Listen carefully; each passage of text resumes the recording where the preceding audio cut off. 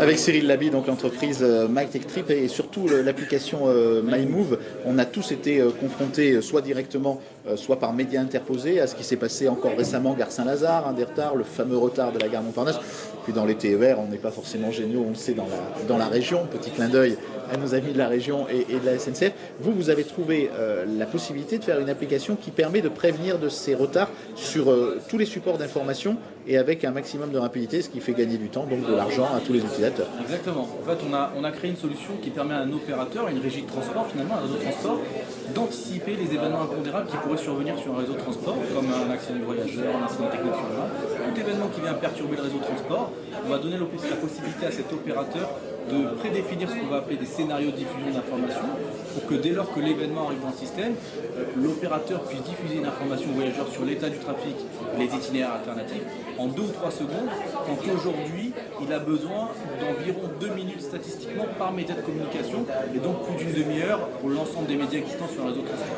Donc vous arrivez à mutualiser tout ça, c'est-à-dire que sur n'importe quel support d'information, on aura quasiment en temps réel cette information et on ne sera pas défavorisé si on est sur le mail plutôt que sur un autre système. Exactement, en fait on a créé une gestion centralisée d'informations voyageurs, donc on va diffuser sur l'ensemble des médias, bien évidemment, hein, on n'enverra jamais 500 caractères sur le Twitter, donc on supporte l'ensemble des médias de communication, ça peut être la borne à quai, du message vocal, de l'écran embarqué, réseaux sociaux, Twitter, Facebook, SMS, applications mobiles, etc., etc.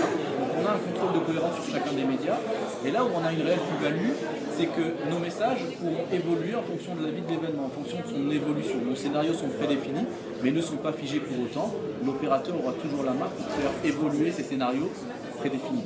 Donc aujourd'hui, comme client potentiel, il y en a beaucoup, je suppose, dans toutes les régions, et puis bien sûr la SNCF.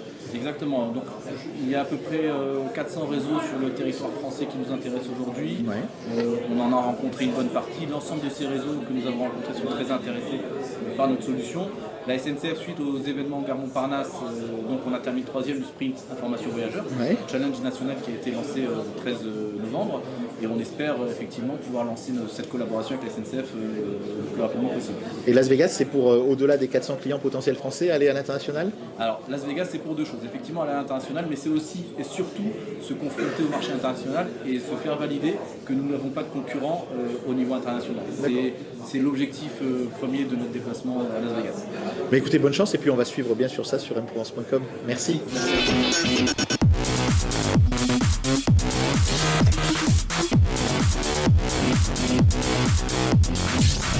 Merci.